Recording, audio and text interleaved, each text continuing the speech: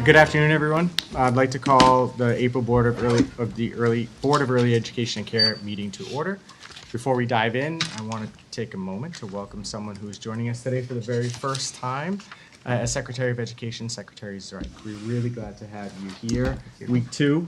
That's right. All the answers, perfect. Right. As you know, early education and care is foundational to everything that happens in a child's educational journey, and we look forward to working with you and your team on this. This team, this EEC team, this board, they're amazing. True partners in the work, and we just really look forward to having you join us in service of children and families all across the Commonwealth. So welcome. Thank you. I also want to acknowledge everyone who is in the room and watching online today. Thank you for making the time to be with us today. As always, we'll start with some routine business, approval of the March minutes, and then move into 3 substantive discussions. We'll take a close look at family, friend, and neighbor care, which is a continuation from last meeting. So thank you again for the schedule adjustment. This is a critical part of our system that a lot of families rely on, but we don't always talk about as much as we probably should. And so really looking forward to hearing today about the work that's happening there. EEC has done some really meaningful engagement work, and it'll be great to talk about that for a little bit. From there, we'll turn to update on the residential program regulation revisions. As this board knows, and many in this room, this has been an ongoing effort for quite a while, and we look forward to getting an update from the team that's been working on this as we move forward in this process as well. And finally, we'll get an update on the family portal and the My Children launch. Modernizing how families access our systems is long overdue and has been a critical part of, I know, the commissioner and her team's effort to, again, modernize our systems and create improved access for families and educators across the Commonwealth. And so with that, we'll get started, and I'll turn it over to Secretary Zreik. Great. Well, thank you for the opportunity and for the warm welcome. I'm really excited to be here. I can't tell you how excited I am to be part of this board.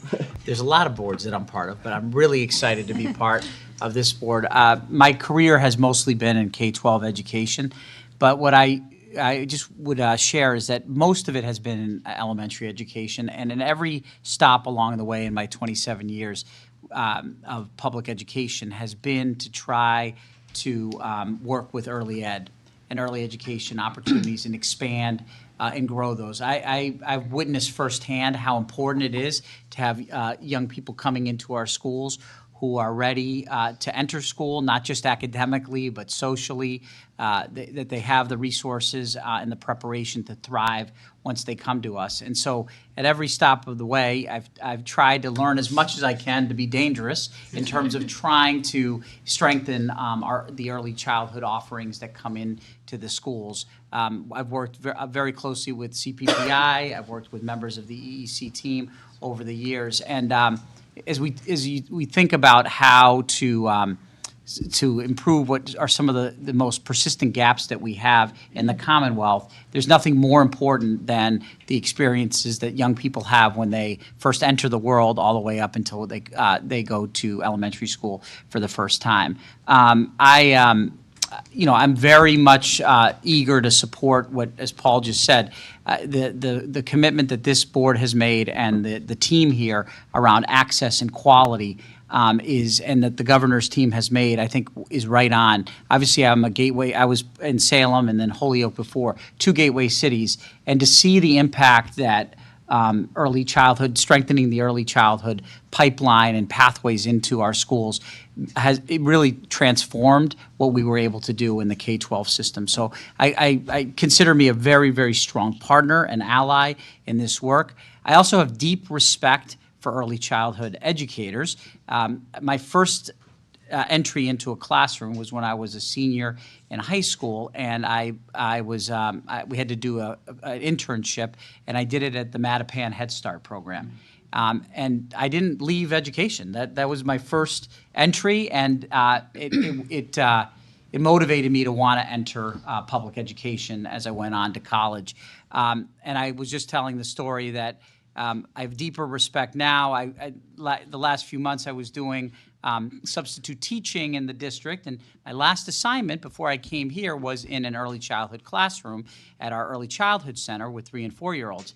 It was a Friday before the holiday break, and I have to say, I never slept better than I did that weekend. Told my family to stay away. And that was just an hour and a half in the classroom with help. So I have deep appreciation for the work that our educators do. They're unsung heroes. They're tireless workers. We obviously want to do something to help retain more educators, and I know that's a commitment that this board and this agency has, but some of the most skilled educators we have anywhere in the Commonwealth work in the programs that EEC supports. So again, I am really excited to be part of this team and to offer whatever support and advice I can, but want to further the work that you've all started.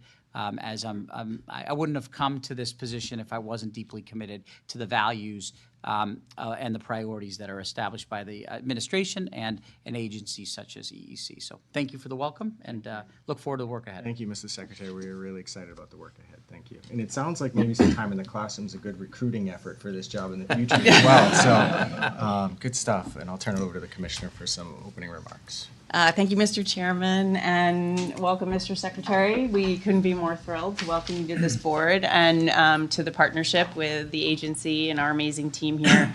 It's actually, you're not new to this board, so several of you will remember that 2 years ago we were actually in Salem, and then Superintendent Reich was on the other side of the table as we were highlighting the work of the community partnership through CPPI in Salem, which is a leader in early childhood and around the Commonwealth Preschool Partnership Initiative, seeing some incredible results around early literacy in those elementary years following participation in the program. So we know about your early childhood credibility and glad to have you on this side of the table with us. I had the opportunity to join Secretary Zweig in his first public event, which was an early education event last week at Ellis Early Learning, where we were celebrating and announcing the first ever exclusively dedicated loan repayment program for early educators. And it is $15 million, and applicants can, it's open now. You can find out information on our website or the higher education website. There are upcoming listening sessions if you're interested in learning more about the loan repayment program. Eligible applicants can receive up to $7,500 each, which is real money in the pocket of our educators. The goal is to reduce barriers of loan debt for educators, to keep them in the field, retain them, and increase compensation in any way that we can in working with our educators. We also announced last week that the Early Education Scholarship Program is open. So that is for aspiring students who would like to pursue higher education, and you can find out more information on our website about the scholarship program as well. All part of our strategy of really supporting the early education workforce with opportunities for greater compensation, greater skill development, and really excited to announce the availability of both of these programs right now. I also was very happy today to join Board Member Carolyn Kane for the 21st Annual Autism Advocacy Day. And it was a really amazing event, lifting up the power of stories to change systems and policy for families, caregivers, and young people with autism. And we heard from young people themselves as well as parents about the needs in the community and really the increase in demand for support and for caregivers and the workforce crisis in that part of our system. So many common themes across early education and with our partners working in the autism community as well. I was on Tuesday, I think, in Worcester. No, Monday. Monday I was in Worcester, and we were so excited to be celebrating the third in the country Family Child Care Incubator Project. So these are projects where excess classrooms in our center-based programs are being used as incubators, startups, or temporary space for family child care programs. We were at the Guild of St. Agnes, and actually the second in the country is also here in Massachusetts, in Boston through Nurtury, where they've pioneered this work. And in this case, they have 2 classrooms, and they are completely dedicated to family child care educators who are able to turn the classrooms into their own unique programs. They got a community grant to create a separate entrance so that they could have that feeling of their own program. In one case, it was an educator who had been operating, and the rent got hiked up so much she lost the place that she was operating from. So it's retaining capacity in the community. And in the other classroom, it's a brand new educator who's coming into the field and going to get the kind of support she needs to become a thriving business, which is exactly what we want. All of this is really also part of sort of whatever we need to do to support our educators, to increase capacity, to innovate. We were joking around a little bit at the program, and they were talking about the old days when the licensors used to come out there with their tape measures and measure the distance between the hooks for the coats. And now here we are partnering with programs to think about how to deliver family childcare in a center-based setting, because that's what is called for right now, that kind of innovation and thinking in partnership. And the whole community was on display there, so local officials, state officials, community partners, philanthropy. So we look forward to continued partnerships in there.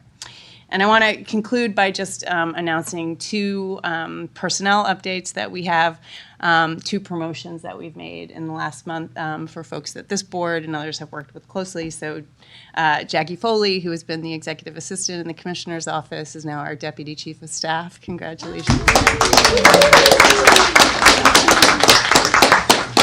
One of her key roles has been supporting the work of this board, and she has been operating in this capacity, and so we're very happy to be recognizing you with that.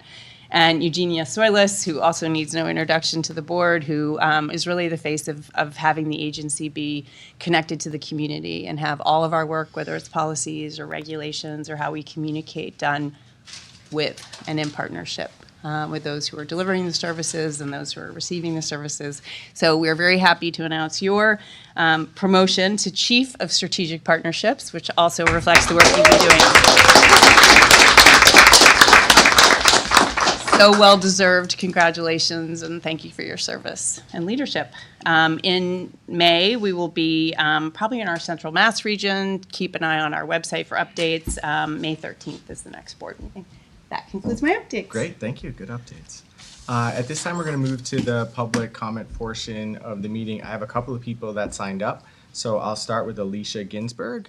We'd ask each speaker to keep to about 3 minutes, and I also want to acknowledge, as Alicia comes up, that the board has also received some testimony through email that's been distributed prior to the meeting.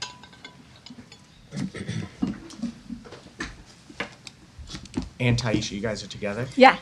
Got it. All right. And so Taisha Kiel-Kedro is also here. Thank you. Thank you. Yeah, welcome. Thank you, Chair Paul. We're here from the Berkshires. We drove out this morning from beautiful Berkshire County. If you're not familiar with Berkshire County, it spans from Vermont to Connecticut, from the hill towns on the east to after the Pioneer Valley to New York. So we are a large swath of land with lots of small towns that really build on each other for community and collaboration and cooperation. And so I'm really just here on behalf of us to say thank you. Thank you to EEC for supporting us all the way across the state in the ways that you do through a variety of grants, but mostly from the Career Pathways grant. I am from Berkshire Community College. I am the Career Pathways grant director there. I also am on the leadership team for the CPPI grant, working with Emily at EEC to look at bringing childcare back to community college, and so many other things, all things early childhood out by us. The childcare in our region is really the foundation of our economy. And it became blatantly clear during COVID and continues to be. If people do not have places for their children to go, they do not show up to their jobs, no matter how important or essential their job is. And so this Career Pathways grant has really helped us to stabilize our workforce throughout, from north to south, from the people who live right on the border of Vermont to the people who are living right on the border of Connecticut. We have students coming to us from across the county, and because of the Career Pathways RFR, we were able to say classes have to be held in the evening. Classes have to be held on Zoom because not all our teachers have a car to get 45 minutes away from their job to our campus. And so through the grant, we have been able to expand our opportunities and bring more and more teachers to college to get the certification that they need, who then become lead teachers, who then become directors, who then we have our first cohort getting their master's degrees right now. So thank you. Thank you for funding and believing in our teachers and seeing what they needed to be successful. And thank you for the career pathways. Thank you for our CFCE grants. Thank you for our C3 grants that are supporting our programs in the most essential ways. And thank you for our CPPI grants that's really bringing all of early education and together from both the public side and the private side. So we're just here to say thank you. In your email, you'll have this beautiful, colorful thing, because I like colors, because we're in early childhood. But you've supported 506 teachers to come to Berkshire Community College. They start on the Career Pathways Grant. They have moved to other state or federal funding, including the ECE scholarship. You have helped fill 2,577 seats, everything from math and science, while they're earning their associate's degree under that ECE scholarship. And 1,995 of them are earning A's, B's, and C's, while working full-time, while being single parents of children. So thank you for supporting, for believing in them and investing in them. Hello, everyone. My name is Taisha Keel-Kedrow, and I'm a mother, a sister, a daughter, a wife, an advocate, and a passionate member of the early childhood community. As I will share with you today, I didn't think that I'd be on this path in my life, and I certainly didn't think that I'd be sitting in front of you sharing my story. The truth is, I didn't start this career with a plan. I found my way into this work while I was just trying to support my daughter, who was 2 years old at the time, and build a life for us, a life that felt stable, secure, and grounded. At the time, when my journey as an educator began, I was living at the Redfield House in Pittsfield, Mass. For those of you who don't know, Redfield House was a supportive housing program for teen and young mothers.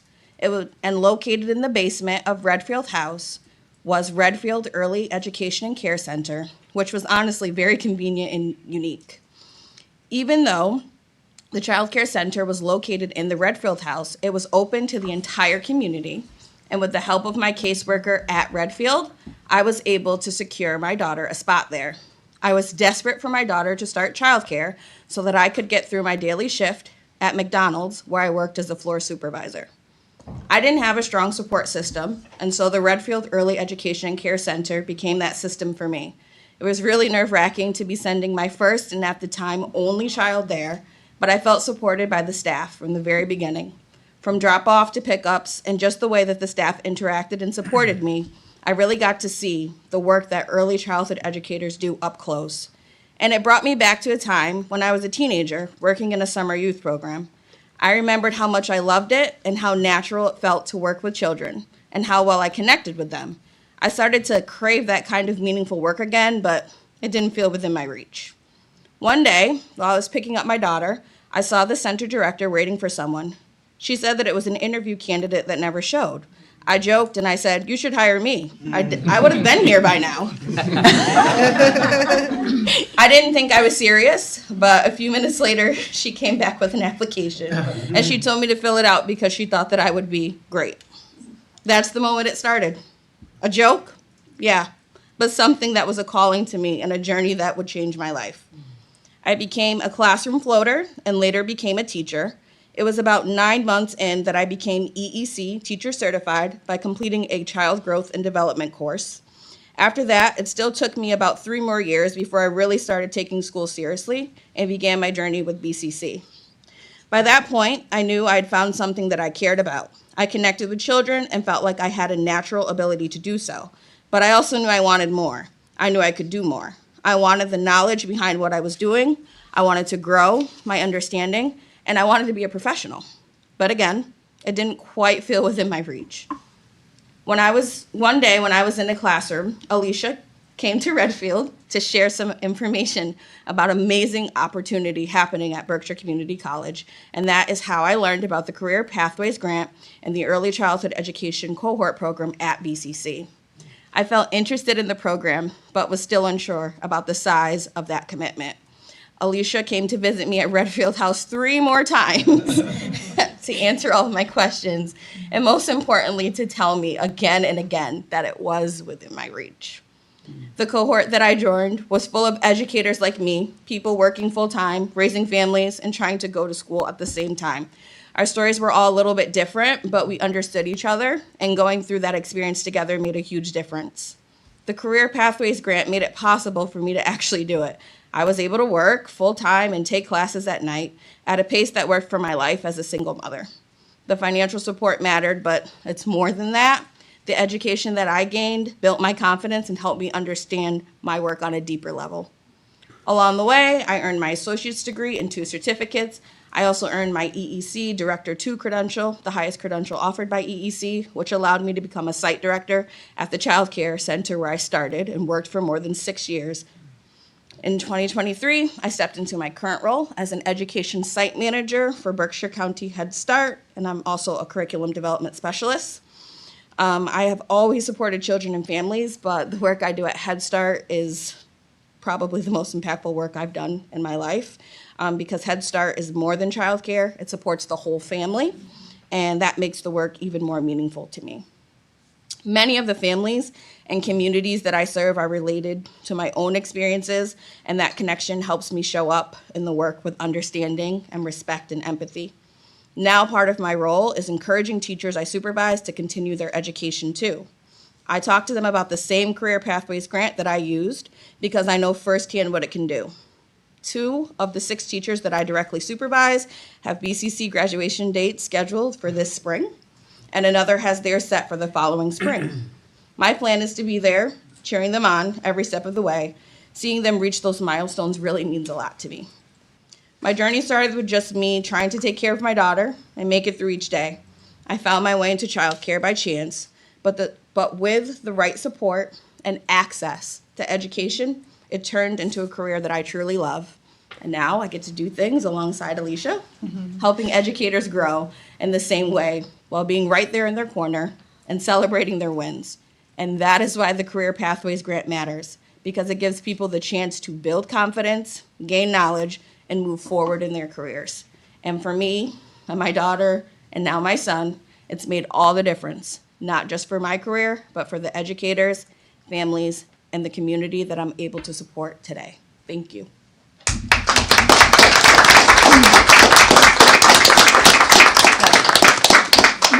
Now you know why I went back 3 I was times. gonna- Motion to adjourn. No, just kidding. We do this at every meeting. But before you step away, first of all, thank you. I think I've learned from sitting on this side of the table, you talk about access to some of your programs and making it accessible. It is not easy to, in this sector, to pick up, especially from the Berkshires, drive to Boston to do what you just did, but it matters. It matters. And so thank you.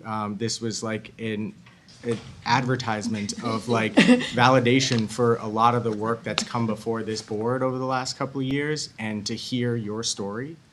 And I think your story touches more on this department than I think Redwood might be falling out. Like, I mean, like, it, yeah, like. Maybe it licensed was- upstairs and downstairs. Yeah, like but, you know, taking the time to tell your story is what we need to hear in order to make really good decisions and thoughtful decisions about access, about being there for families, meeting them where they are.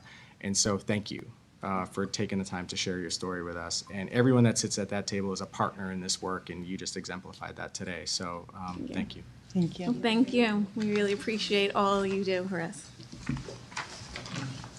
Next, we'll call up Nakira Say Greenaway.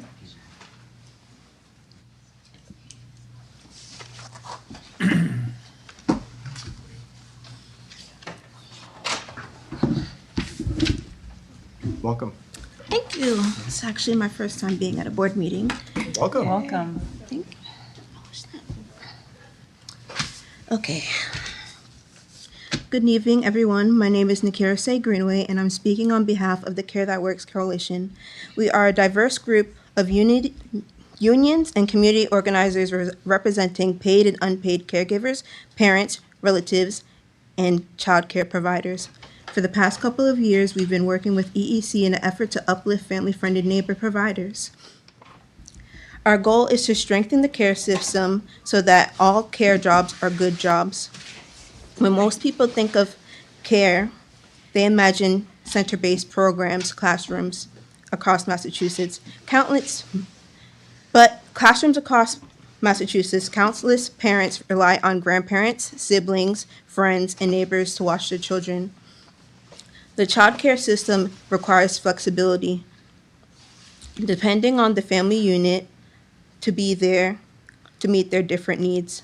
Oftentimes, barriers include affordability, work hours, availability, and inaccessibility to long wait lists. Informal care fills the gaps when traditional care is not an option. It is the grandmother who picks up your grandkids when traditional childcare is not there. It is the neighbor who steps in when a parent's night shift stretches past sunrise. FFN Care is as old as the community itself, quietly sustaining the workforce by making sure children are safe and loved. That being said, we have been working closely with EEC to begin the process of change. While there's always work to be done, this is an important step forward in supporting those who need it most. After all, childcare is not just a family issue, it is a societal, economic issue, and it impacts families across the Commonwealth of Massachusetts. Thank you for your efforts, and we look forward to the future. Great job. Thank you. Thanks, Thank Nakira. you. Thank you for being here. We have one piece of routine business, and that was the perfect segue to our first topic. But before we get there, we have before us the minutes from the last meeting, the March meeting. Any additions, edits, corrections? Hearing none, I'd make a motion to approve the minutes. Can I have a second? Second. All those in favor say aye. Aye. Opposed? Any abstentions? Secretary Zep, thank you. And Linda, yes, thank you. And now we will, we'll start our agenda. Terrific. Thank you, Mr. Chairman. I want to invite Hajai Shear and Tyrese Nicholas to come up and talk about the work that we've been doing around family, friend, and neighbor care. So start by having you each kind of introduce yourselves. And we have indeed been collaborating with the Care That Works Coalition and many folks across the Commonwealth to talk about the issue of family, friend, and neighbor care. As we have talked about with the board, you know, our entire EEC system is really set up and structured around the formal care system. We are regulators, we are licensors, we are teacher certifiers, and we have had a sort of much smaller role around the informal childcare or family, friend, and neighbor system. It is a choice that many families are making. And we have been working very closely with our partners in the community to understand what some of the needs are among our family, friend, and neighbor care. So this agenda item really comes out of an assignment we received from the legislature to take a look at family, friend, and neighbor care. So we have a legislative report that we submitted, and we'll make sure members have access to that full report following the board meeting. But I've asked Hajai and Tyrese to really walk us through what is in the content of that report, which it should serve as kind of an overview, introduction to this topic, sort of an understanding of how EEC currently relates, some of the challenges and barriers and opportunities within the family, friend, and neighbor care community. I look a little bit at what other states are doing in this area, and then we'll conclude with a set of recommendations that we wanted to share with the board about where we're going to take things next. Okay, with that, I'll turn it over to you two. Good afternoon, everyone. My name is Hajai Scherer. I am the Associate Commissioner of Family and Community Supports here at the department. And I'm Tyrese Nicholas. I'm the Deputy Commissioner for Family Access and Engagement. Welcome, Secretary, Chairman, and Commissioner. So as a Commissioner, opened up and shared, like today we're just here to talk about family, friend, and neighbor care.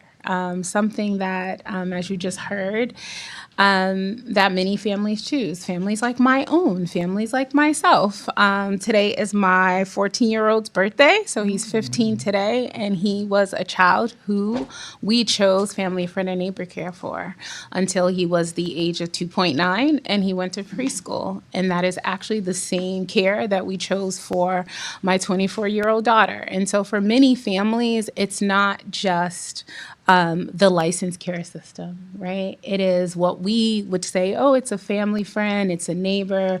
It was my aunt for my daughter, and for my son, it was my best friend's mom.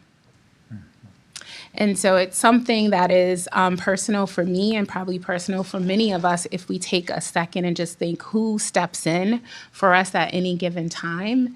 And it is your family, your friends, and for many, it's your neighbor, it's your girlfriend, your uncle. It could be anyone. And so we're here just to bring a context around what family, friend, and neighbor care is broadly, and then also how does it show up in EEC within our system. And we're hoping to be able to share that in a way that is understandable and practical, and allows us to really look at the feasibility of what it would look like to implement a family, friend, and neighbor care support network. So as the commissioner shared, we also had a legislative requirement in the outside section of the FY25 budget that required us to really look at the feasibility of a network. What would it take? What would be the systems that the department would have to put into place, and what would be some legislative changes that would need to happen around supporting that. We partnered with the Care That Works Coalition, along with our child care resource referral agencies, our coordinated family and community engagement grantees, as well as family, friend, and neighbor caregivers within the EEC system and within the general network, or I'll just say community. And so through that, we really took some time to really say, what does it look like? And let's dive deep. So we're going to start with the broad definition of what is FFN care, right? So we just share that generally FFN care is care that's provided by someone that's a family, that's a family, a friend, or a neighbor, but it's really just someone that the family knows, someone that they know and that they trust, right? And that's often a grandparent, aunt, or a neighbor. It can be paid or unpaid, but what is really key to note is that it is flexible. Right? It's generally flexible care that is not licensed, and particularly for some families, it is needed for those who are working in the evenings, the overnights, and overnight shifts and rotating shifts. FFN care also provides cultural continuity and familiarity for children because the caregiver is always already someone that the family knows and trusts. For many families, this type of care is not simply a backup option. It is their preferred and sometimes only option, whether it's for socioeconomic issues or just for the comfort of knowing that it's someone who the family already generally knows and the child cares for. Outside of families receiving child care financial assistance, most of FFN care operates outside the purview of EEC.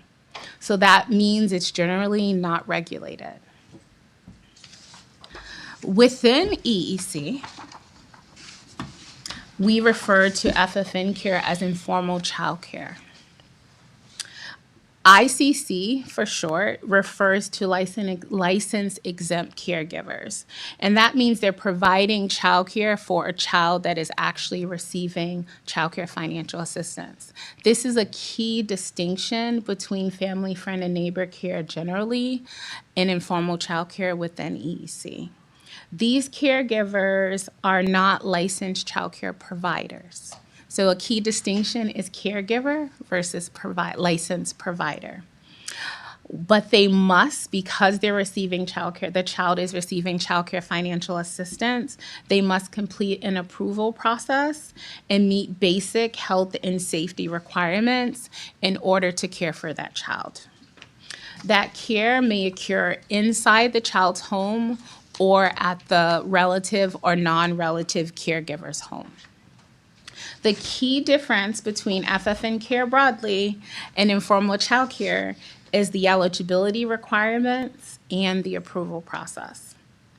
So if you see on your screen, you have two sections. You have a caregiver's must and family's must. With informal care, it starts with the child actually being eligible and receiving child care financial assistance.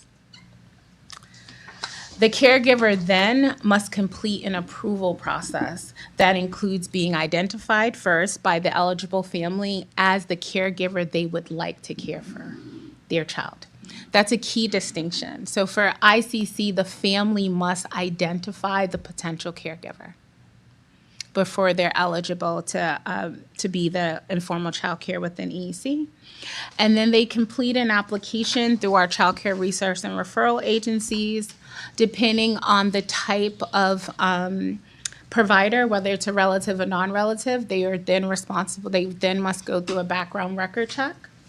All informal childcare providers must meet our health and safety requirements, and that includes our EEC Essentials, which is what all of our licensed providers must pass as well.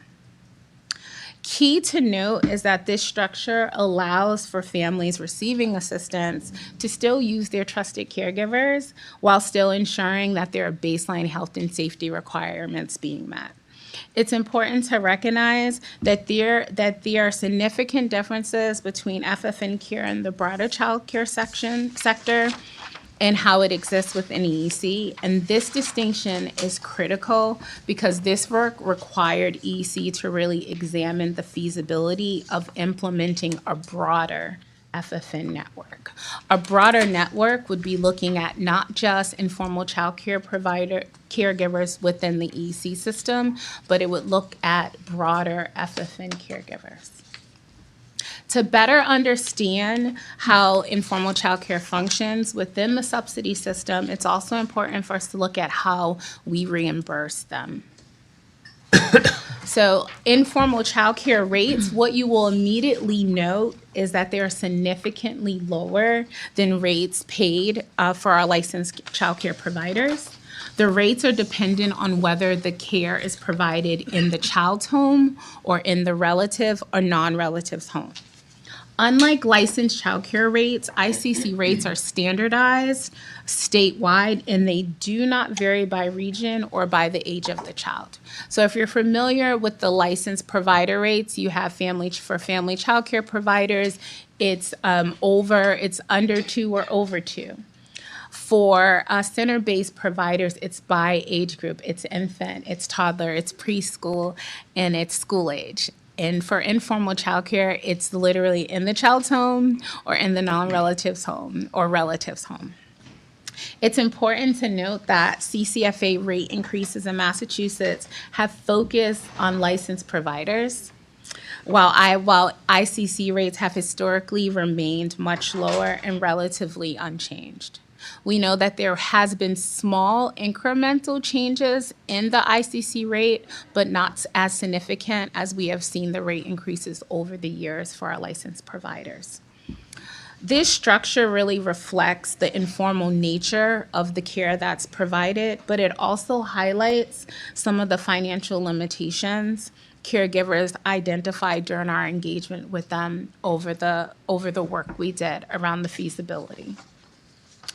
When we step back and we look at informal childcare within the overall system, it really represents a small portion of what our spending is. So here what you'll see is for our informal childcare provider caregivers at a glance. What you'll notice is that the majority of our children that are receiving ICC care, they're receiving it actually in their home. So on the left side, you'll see children in care by location, and the location refers to in the child's home or in the non-relative's home. On the right side, you will see children in CCFA with ICC by age. You'll notice that the biggest portion of the population are school age. That might be kind of surprising to you, right? But there's many reasons for that. You know, children are coming home and out of school without maybe having access to after-school programming at their school. And if you're a working parent, most schools are getting out between 2 and 3, and you're working until 5. And so it makes sense the neighbor who might be home taking care of their other children, younger children, they would also assist with the other children. One thing I'll also share about this is that There are some placements through informal childcare that are from the Department of Children and Families and DTA, but it's a very small portion, Most informal childcare providers are through our income eligible program. And it represents about I think about 2 million of our entire spending for childcare financial assistance, which we know is very minimal. While ICC represents a very small share within our subsidy system, we know that FFN Care broadly is widely used across communities. With that context, I'm going to turn it over to Hajai to talk about what are the key considerations that emerge through our work and what's the feasibility of building a network and what our next steps are. Thank you, Tyrese. And I'd just like to start by saying I never considered the fundamental relationship my mother had with my 2 adult children as FFN Care until very recently. So, but in order to build a stronger FFN network, we need to keep several factors in mind. First, starting at the top of the circle over here, some laws and regulations may need to be changed. I'll go into this more in detail on the next slide, so just bear with me for a moment, please.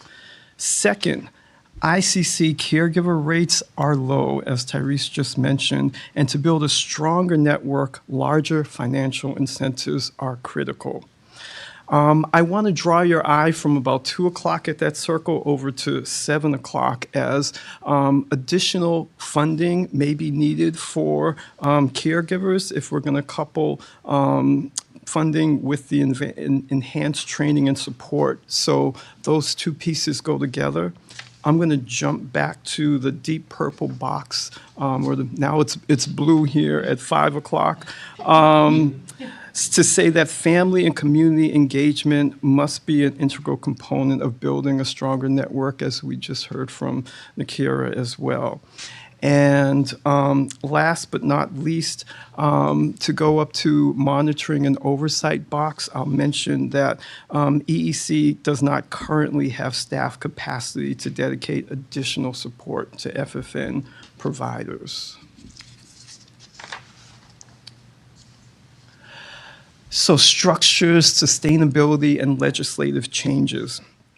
As promised, starting in EEC roles and structures to build a stronger FFN network, we may need to change some roles and structures within EEC. These changes would include refinements to health and safety expectations, support and guidance.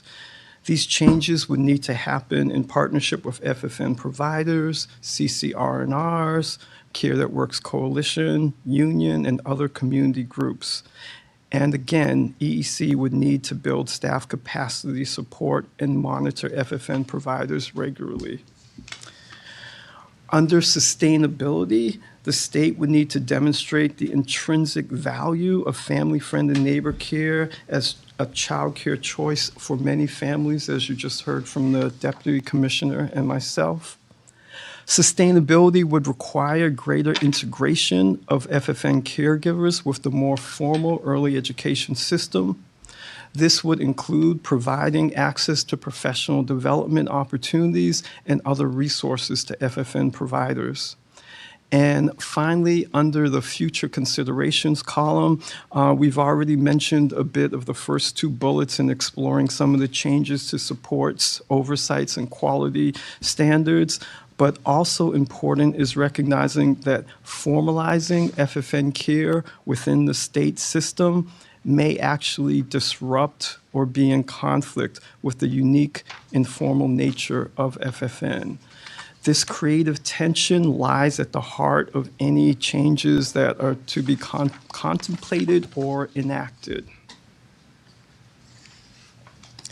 Moving on to FFN learnings from other states, I'd like to highlight that California, Louisiana, Minnesota, and New York have recently implemented strategies to help address this creative tension that I just mentioned. So across these states, They've changed the FFN network to, number one, reduce barriers to access funding and support for FFN caregivers and families. And two, they've invested in caregiving support, training, and quality improvement. Can I just add something there? And what that really looks like in what that would look like in Massachusetts is having access to our learning management system, having access to, which would give them access to our EEC essentials, which is like our health and safety minimum requirements.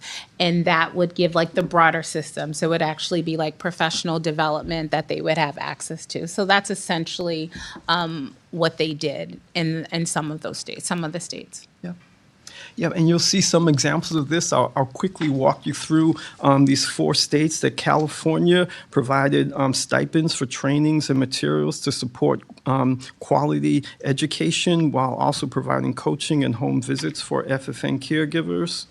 In Louisiana, the state provides outreach and technical assistance to support pathways into registered family child care, which is another one of those tensions. Not every ICC provider might want to be a family child care provider.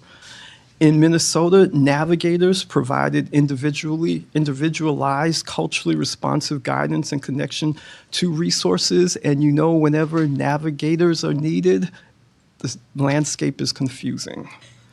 And finally, in New York, the statewide CCR&R network offers multilingual training and information to improve access to supports for FFN providers, which Tyrese just highlighted is something that we could do here that is much needed.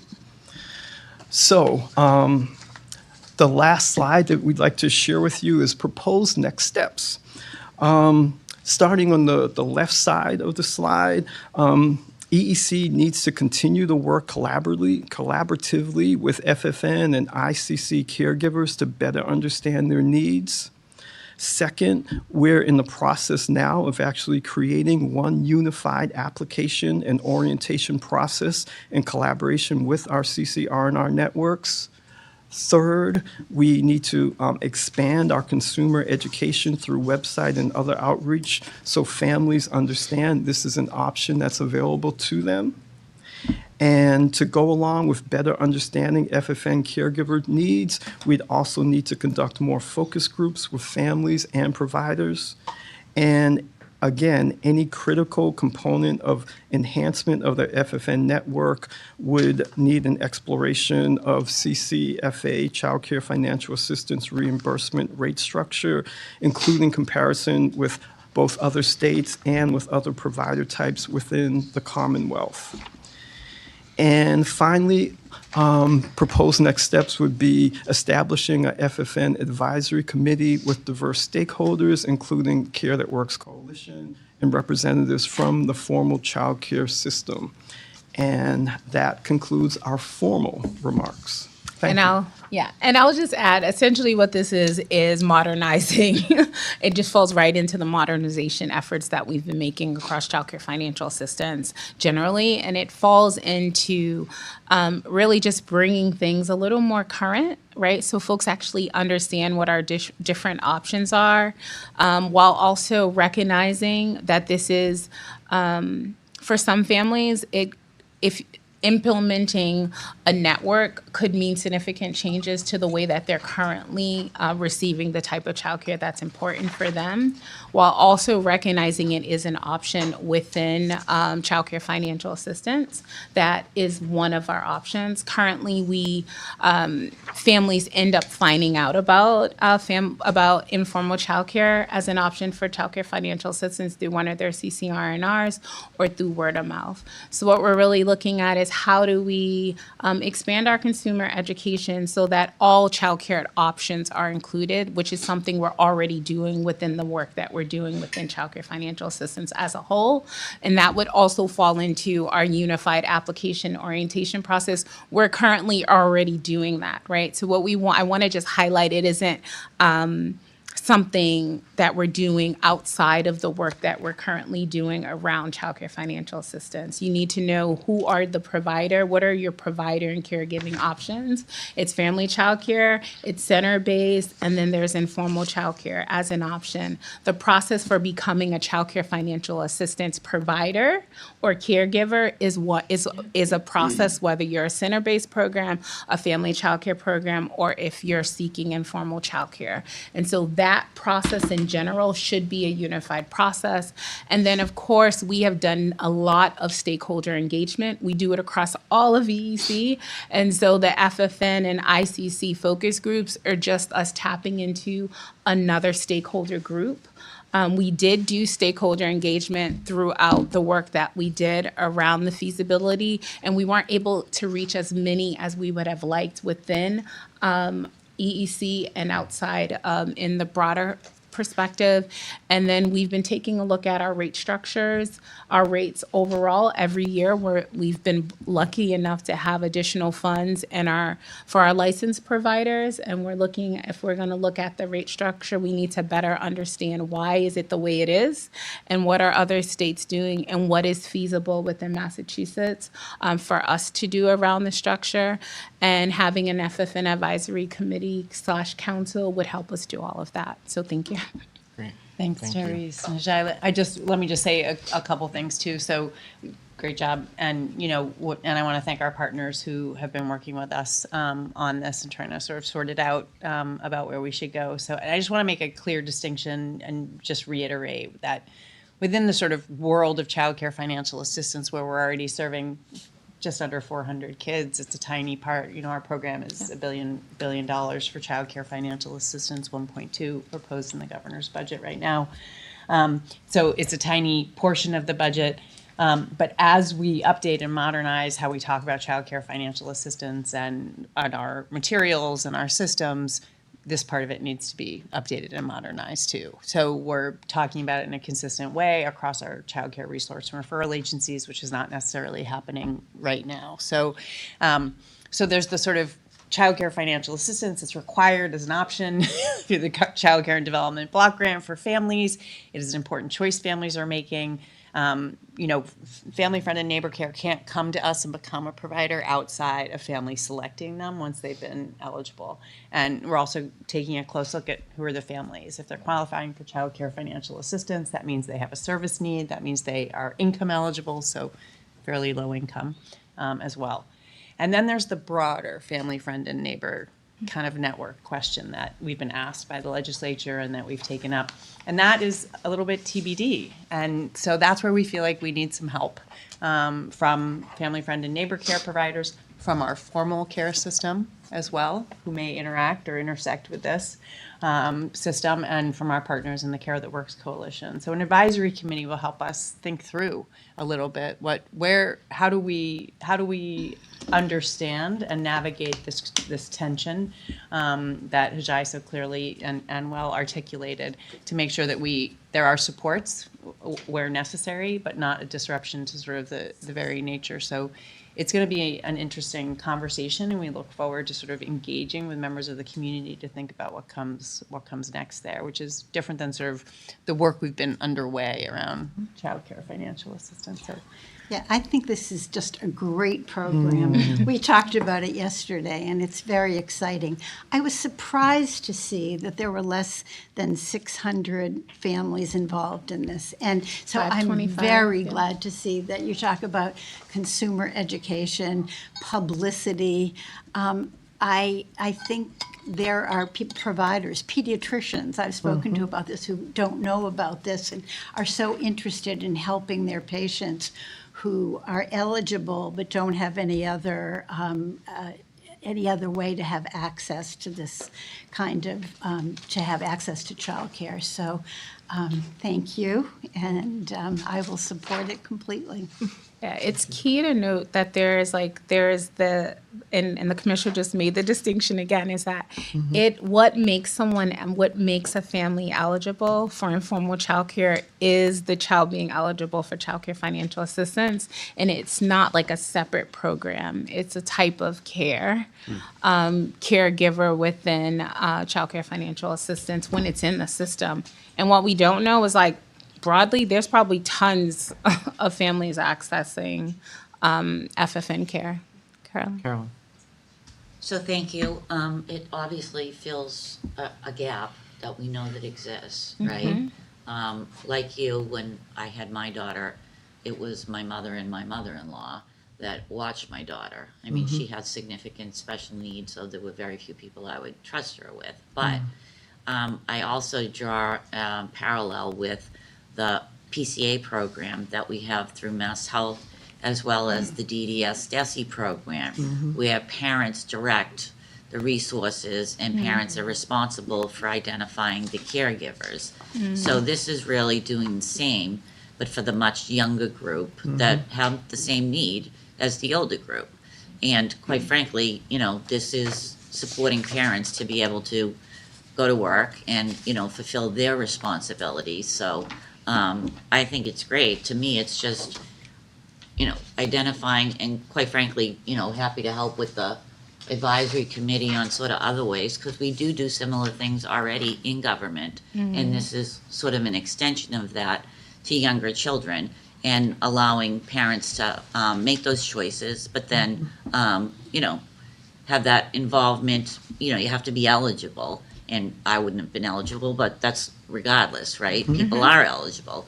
And there are certain ages for the other types of programs that we have.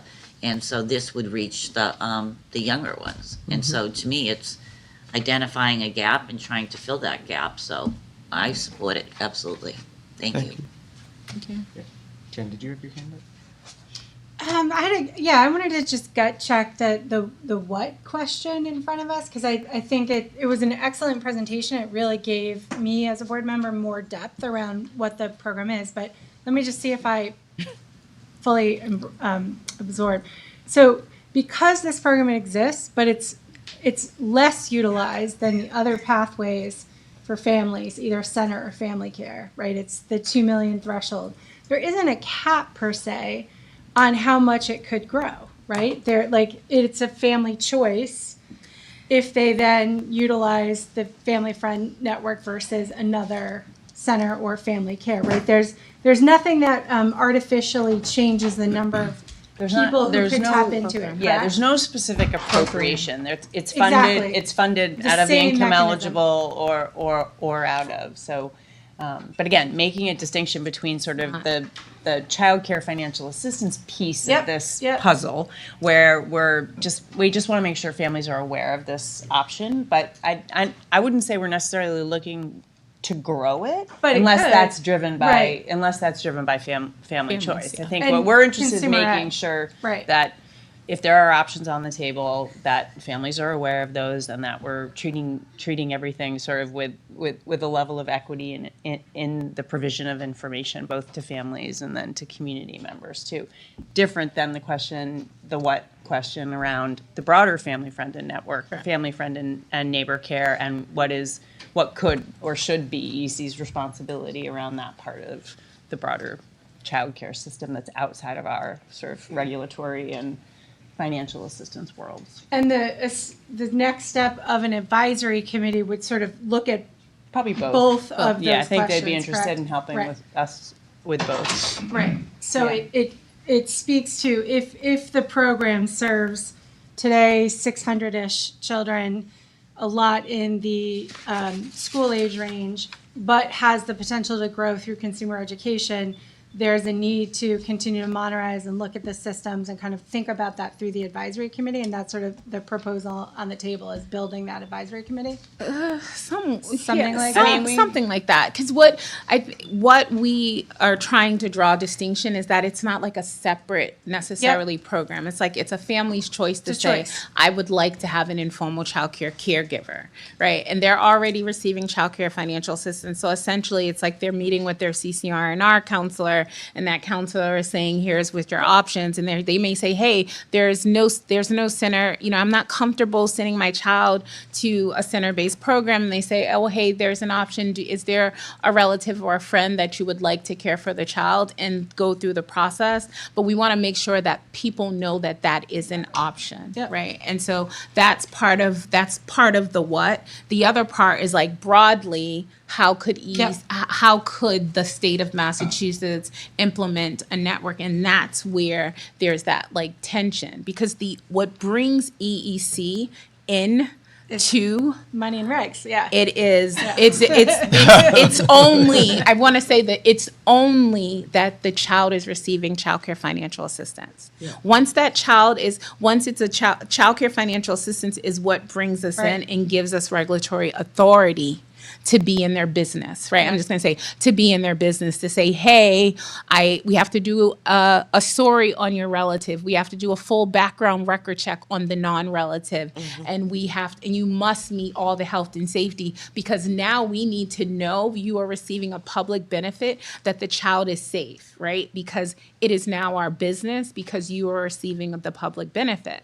While we also know there's this other side that's just happening. Yeah. Right? That happens every day. So that's as best as I can explain Yeah, it, and Jen. they have those requirements in those other programs that I mentioned. Once Yep. you're getting Yep. paid, Correct. you have certain responsibilities and accountability Yep.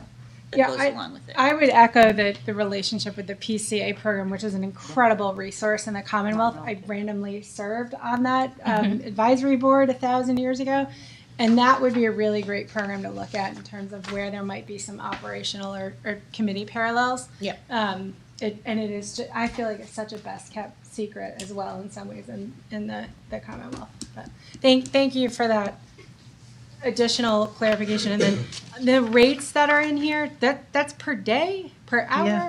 That's per day, correct? Yes. That's per day. Thank you. Oh, boy. Yeah. I just had to gut check that. Yeah, no, so I had to gut check that too, Yeah. but then it makes me think like, what moves it from informal to formal, right? Like there is, 100%. right? There is got to be some, and it just Great who we question. are is regulatory or financial. Like there's sort of embedded values in sort of the model here, right? That you could start to lose, I think, if you started to move too far in a certain direction. Yeah. Is So my That's sense. what you get per day, whether you do it for an hour or 8 hours? There's a full and part-time. Yeah. Yeah, there's a full-time and Oh, part-time yeah. as well. right. Well, yeah, big But difference. there's not much of a difference. There's- We are likely to come back in May and talk a Yeah, little bit talk about, about rates. about the rate structure. But the other context I want to provide is just the rate sits in the context of like the broader child care financial assistance system. So yes. I'm trying to remember the lowest daily rate for It's- family child care is $49. Oh, for family childcare. Oh, okay. What do you have there? Whatever you have is fine. No, I Well, don't. I don't we can have bring, that and, one. and we can bring it But back it is to, somewhere to all around of you. there, But yeah. there's sort of the informal where we have like a background record check, EC essentials, a pretty light touch in terms of regulation. Next would be sort of thinking about our family child care providers. We're in their houses, we're checking spaces, they have to meet occupancy requirements. There are a lot of licensing standards. They care for more children in their homes. And so, we are happy to come back and show you sort of a rate comparison. I mean, we know everyone in this field is underpaid, right, in a lot of ways. Yeah. And so I think we are aware of looking at these rates feels like there's a lot of important work happening that is not paid at a level that folks are comfortable with, and I think it's part of where a lot of the organizing came from. So we think we're going to come back in May and talk a little bit about the rates and the rate structure, but really in the context of the broader child care financial assistance system. I think we want to make sure that we are supporting our informal care providers and supporting families that have those choices, and that we're also not doing something in one part of our system that creates a disruption to the rest of our system. So we have to look at it as a whole. Dr. Lucas, did you have a? Yes. First of all, thank you all for bringing this on the table as an agenda item. I really appreciate it. I am a product of family, friend, and neighbor care myself, right? And so, like, from a young age, I was bounced around between aunts and uncles. And then my grandmother was the person who cared for me and my sister and my cousins and a couple of family friends. And so, like, that's... I think about that, and I think about my own growing up, and I think about what my grandmother could have used in additional support to be able to provide even better care for us, and all of the benefits of cultural, competency and familiarity are things that I benefited from for sure. So I appreciate that. And thank you. My question was about where those tensions, what that actually looks like, right? So thank you, Tyrese, for really blowing out and showing us what that looks like, and Commissioner too, for the state to walk into a space in terms of the health and safety regulatory things. Those are things I wonder if my grandma would be okay with, right? For her, right? And so that not everybody, not everybody necessarily loves that. Let me check your temp. Yes. It's very helpful to understand the choices that we can make in those regards, and the helpfulness to understand what we walk into. One thing I just wanted to toss on the table, about a year ago, I think, we had a presentation from Dr. Liebman from Harvard, and one of the pieces of data from his most recent research, and I think this is the most recent that I'm aware of, pertaining to the state, is that approximately 50% of the children that he was able to understand in terms of the data for the state are in informal care, and that includes family, friend, neighbor care, that includes nannies, that includes, all of the folks that EEC does not regulate. And so just a thought to put on the table here, and another piece of contextual information is that's a large chunk of children. And historically, nationally, statewide, and all the way down to our cities, that pretty much follows, right? Is that about half of the children who are young children, ages 0 to 5, are in some form of informal care of some sort that is not regulated. And so thinking about what other states do in terms of serving the caregivers in that portion of the sector, I think is helpful in understanding what can we do. These are I'm looking at what other states have done in terms of professional development and play groups and resources that, just so you know, this is a game you can play that's developmentally appropriate with your 3-year-old. I would love to see the advisory really think through and understand how do we support 50% of our young people Can I put on my okay? Yes, Commissioner. Sorry, I just wanted to thank you for that, because I think what we really want to do is think about what are those supports. But I just wanted to draw another tension that we see, because the other part of the research in Jeff Liebman's study was that parents, while and I think we've been very driven by that 50%. We're wow, 50% are in family, friend, and neighbor care. What are we doing to help those providers, those caregivers, and those families? His research also said that almost every family they interviewed would take more access to formal care if they had the ability and the resources and the funding to be able to do that. So I think it's a both. Yes. Right? It's a how are we supporting this network? We know 50% of families are making this choice, and how are we understanding that choice in the context of limited options while we're working on sort of building the rest of the options and the system in general, so that we are truly centering family choices in what we build. Sorry, Jai. And I just want to take half a minute to lift up the CFCE, the Coordinated Family Community Engagement Network, that does work with families who are outside the mixed delivery system, so that we have 2 generations who are working together, so that some of these supports are offered in that way. And I do think as we do more consumer education about FFN, the numbers are certainly going to only rise. Well, we also hear from the CFC grantees too that many family, friend, and neighbor caregivers are attending. Right, they're already attending those play groups, but it's more about access resources. Do you know that they exist? Yeah, it is a very. I just want to uplift what the commissioner is saying as well, is that it is a very hard space, right? There's some very it's a very interesting line, right? But what we do know is resources exist, but there are many things we have to consider, especially being being early education and care for Massachusetts, and that's what we're hoping the Family Advisory Council can help us work through. Nikki. Jai, I'm glad that you mentioned the CFCEs, because my mind in all this is let's not create something new. We already have people in the communities that are doing this important work, both with informal care and also with stay-at-home parents and other folks. And so like, let's not like reinvent a wheel that's already working really well. And maybe we just, better support the CFCEs to kind of, do this Thank you, in a more Nikki. intentional way. She said that, not me.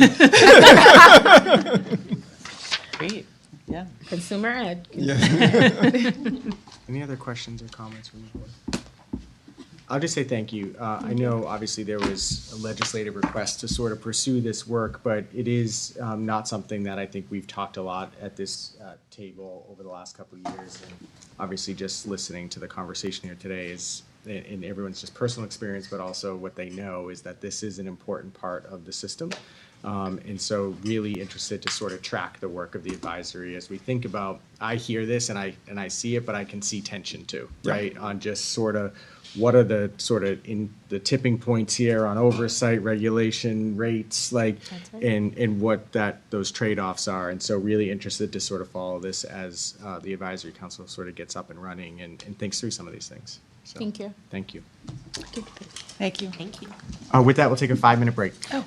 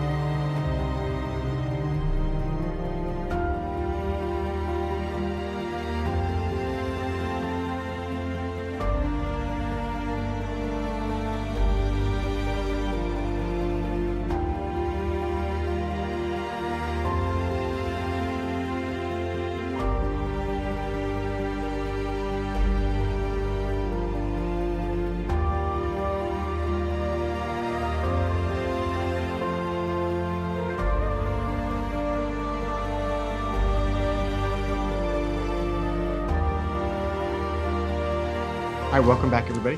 Thanks for your patience. We'll move to our next agenda item on an update on the residential regulations. Commissioner. Thank you, Mr. Chairman. I am very pleased to invite back our residential regulations team. As this board knows well, we have been for the last several years working on a major revision to our regulations governing residential programs, which have not been meaningfully updated in 30 years. The team has been hard at work on that. We brought earlier this fiscal year to you a set of revisions that we've been working on for several years. You authorized us to go out for public comment. We have now completed a robust public comment period. I will just note that our entire regulation revision process was done very collaboratively with our sister agencies as well as with community providers. We did receive a number of public comments and some really meaningful ones that we are looking forward to sharing with you today. So we are going to sort of take a little bit of a step back, remind everyone sort of what the residential world looks like a little bit at EEC. We will talk a little bit about our approach that we took to the regulation revision, just to remind all of you, and then spend some time highlighting what we received in terms of public comment and what are some of the changes that we're intending to make. And then we'll conclude the presentation with just a discussion a little bit about the next steps. So what the training and implementation timeline and plan will look like, how we're going to support our providers in the implementation process. And then we anticipate coming back to you in the May meeting and seeking your approval to promulgate the regulations. We will also intend to share a final draft of the revised regulations in advance of that meeting so that you can consider that prior to your vote. So with that, I'm extremely pleased to hand it over to the talented team who has been leading this effort. Joe, you want to start and introduce yourself? Absolutely. Good afternoon. My name is Joe Rucker. I'm the Deputy Commissioner of Field Operations. I'm Kelly Buckley. I'm one of the supervisors in the Residential and Placement Unit. Tim Keene, Director, Residential and Placement Unit. Miguel Ortega, I'm the other supervisor. And I'm Susan Habchi. I'm the project manager. Nice to see you all again. Yes. You. Welcome back. Having us. Very happy to be back. Absolutely. So, and just to highlight too, this team that I'm working with has just been exceptional. They've been working around the clock, reviewing, and also with our legal team, Erica, and with our comms, Virginia. It's been a group effort, so we do appreciate everyone's effort on this. So, all right, so we'll start just to bring you back. So EEC, as you know, licenses all the residential programs throughout the state that serves thousands of children. Many of these children have complex needs that consist of behavioral health, trauma, mostly have trauma, and also developmental disabilities. Most of the programs operate under regulations and contracts from multiple state agencies beyond EEC. So as you can see on the left-hand side, group care programs, that's more of the longer-term support.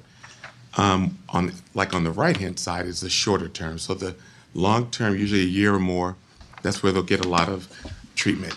The short term is less than 45 days. The capacity for these group care programs is approximately about 5,200. And together, these programs represent a significant system of care, and our regulations ensure both safety and quality across very different service models. As you can see here, the process began early in 2022. This was extensive engagement with our provider community and sister agencies, as the Commissioner mentioned. We conducted internal work groups with our licensors and our supervisors. And this was a significant effort of our work for many years. As you can see, the work continues throughout this year and beyond with our development of IT and policy outcomes. Our work group with providers will continue through implementation. Next slide. So the goals here, overhauling these regulations, as the Commissioner said last time, the comprehensive was more than 30 years ago. It's a major accomplishment and represents a critical step in modernization of the work, accountability, and improving safety. The goals represent both operational needs and values. Children and families are at the center. The revisions are about improving their lived experience in residential programs. promoting an inclusive language that's dignified, that reflects the needs of the population being serviced. The new requirements are grounded in evidence-based best practices with attention to cost impact on providers. I'll hand it over to Kelly. She'll now talk to us about key areas of reform and our engagement. Sure. Thanks, Joe. So the key areas of reform slide, we highlight some of the areas of focus. We aligned our regs with other state agencies such as DESE, specifically around the seclusion, some non-discrimination language, and we explored possible conflicts with other funding sources just to make sure there was going to be no barriers to other services. We updated language to promote current cultural standards and inclusivity. We arranged the regs by category to help improve the accessibility for our readers, our users, and our licensors. We added in some requirements to address accountability and transparency, and we really tried to focus in on areas of health and safety. Just a few examples of what I just spoke about would be programs reporting more to their respective boards, requiring all programs submit to EEC some seclusion data so that we can get a sense of where folks are at. We do that currently with restraint data, so it will be a very similar process. We added focus on staff development and training. We added some focus in language to trauma-informed responsive care. And we added some clearer language around training, policy, procedures, and reporting requirements related to sexual abuse, really highlighting the prevention and identification. So that this is something that's in our regs, it's in little different places, and we really wanted to point out that it's not just a reporting requirement. A lot of programs have very in-depth training that talks about boundaries and anything related to reporting, what to look for. So we added in some much stronger language around prevention and identification. We also strengthened, memorialized what's been in practice regarding communication and coordination between the school and the EEC license program. And that's really crucial to bring the education piece into the programs and vice versa. A good example would be for like a res ed school where kids are at school during the day and they're going back to their home that's usually on campus. They have communication. This is how the school day went, and then vice versa. How did the residents' night go, and letting teachers know what to expect. They had a great night. They didn't. So most programs do that now. We really thought it was important to call out that collaboration between education and the programs where the kids live. Next slide. Collaboration, I think Commissioner spoke to how collaborative, I think Joe, and inclusive, a process that this has been. This has been a very inclusive and collaborative process, several years now, with the goals of really assuring that all stakeholders, their voices have been heard, assuring that reg change does not have any unintended consequences, assuring that regulation change represents all of the different levels of care that we license, and keeping the needs of the children, youth, and residents in these programs always is the primary goal. We met on a regular basis with trades, advocacy groups, providers, and we saw input from other state agencies, including the OCA. And it's important to note that the group that we've been meeting for around regulation reform, we're also doing policy with them now. The policies that will help support the reg changes that we've made, and it's the same group, so it's really been, they're seeing it through from the actual reg changes, and then that with them helping us develop the appropriate policy. So the next slide will just show you some of the people, and hopefully we did not forget anybody, but our state agencies, the stakeholders, EOE, EOHHS, the Office of the Child Advocate, DPPC, it's all there. So if we missed anyone, sorry, but I think we actually have a pretty comprehensive list. I think it's also important to note we had a good period, time period for public comment, which will lead us into the actual next slide around what we received. And I'll let Tim take it from there. Thank you, Kelly. Sure. Thank you. So yes, during the public comment period between December and January this past year, we received 26 written comments. We're pleased with the response rate and feedback, but again, we also believe that our early and ongoing engagement with all involved is reflective of a somewhat low response in that process. The feedback came from trade groups, individual providers, legislators, advocacy groups, and persons served. A consistent request we did receive was to extend the effective date of the regulatory changes to allow more time for policy development and staff training. As Kelly mentioned, we have focused on 3 areas of reform, and next we'll attempt to highlight comments received and changes made as a result. Okay. Beginning with feedback related to modernizing and aligning language. A proposed terminology update we had recommended resulted in written testimony from many commentators emphasizing the need to revert back to, I will pause, sorry, Commissioner, to the use of resident versus child when referring to the varied populations we serve in residential care. Many of our providers, for folks that might not know, work with residents who are 18 through 21 years old. And certainly heard loudly and clearly that this particular categorization didn't really recognize their status properly in our programs.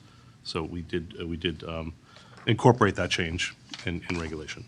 I'll just remind the board, we used resident previously, and we really wanted to change it to child so that we were centering the human, it was not residential regs for residents, but residential regs governing children, which is what is our responsibility. But, hearing really loud and clear from the providers that they are serving children, they are serving youth, they are serving young adults, and how those residents identify. Child didn't feel like, for many of them, that it was inclusive. They're also considered children with special needs up to the age of 22, so. Right. But if it made them happy. Right. So technically, we weren't inaccurate, but I think in response to providers and to those that they were representing, I think we reverted back to resident and having it say child, youth, and young adult throughout the regulations would have made them 3 times as long. And So, yeah, and a shout out to Erica Morin, who probably would have lost a lot of sleep over that because she had gone back and forth quite a bit. So keep in mind when you see the red line of the regulations, it'll look like a lot of changes because child is changed back to resident. So you'll see that when the red line comes your way. Right. Thank you. Relative to inclusive language, public comment suggested replacing our use of physician with licensed physician or practitioner. Regulations pertaining to medication, for example, was not inclusive of nurse practitioners who obviously have the capacity to do that. So we did update. I'm going to say that was probably 7, maybe 8 places, but certainly clarified for folks. That was a great feedback. Nothing too small, nothing too large was considered. Staff medical documentation. We did receive feedback resulting in EEC removing proposed requirements for staff personnel records to contain evidence of immunization records due to public comment highlighting HIPAA and employment law concerns. Seclusion. We received feedback in support of maintaining alignment with DESE. However, clarification was requested, which we'll address actually through policy, as Kelly mentioned, working with our provider community to really clarify. Prior to our seclusion language, EEC had separation from the group language, which spoke more broadly to the practice of when a resident is removed from the group setting. New policy being drafted will focus on detailing the limited specific conditions under which seclusion may be authorized, the safeguards for its use, and administrative approval, implementation requirements inclusive of administrative approval, training expectations, documentation, and reporting requirements to EEC. This policy would replace prior language and policy related to separation from the group. Next category, we received feedback regarding permanency planning. Our proposed language did not factor in all residential placements and overgeneralized who is responsible for residents' permanency plans. We heard from state stakeholders specifically around this, as this is their requirement, as well as provider community. So we adjusted the language to maintain our commitment to every resident having a permanency plan that the residential provider is supporting and assisting with placement agencies or referral sources. We also received a waiver request, a new waiver request, which was suggested for consideration, essentially asking us for to have the ability for the commissioner level approval of a licensed program to be exempt from a particular portion of regulation or regulations. No change was made, as EEC has in place a variance process for programs to request regulatory flexibility while still assuring they're meeting the intent of the regulations in question. With a few exceptions, seclusion and prone restraint are not regulations that we would be varying. Feedback regarding training requirements was submitted, requesting EEC align more closely with DESI's training documentation requirements, as they do not request full curriculum submission. EEC has adjusted and will not require full submission, but left language for it to be available upon request.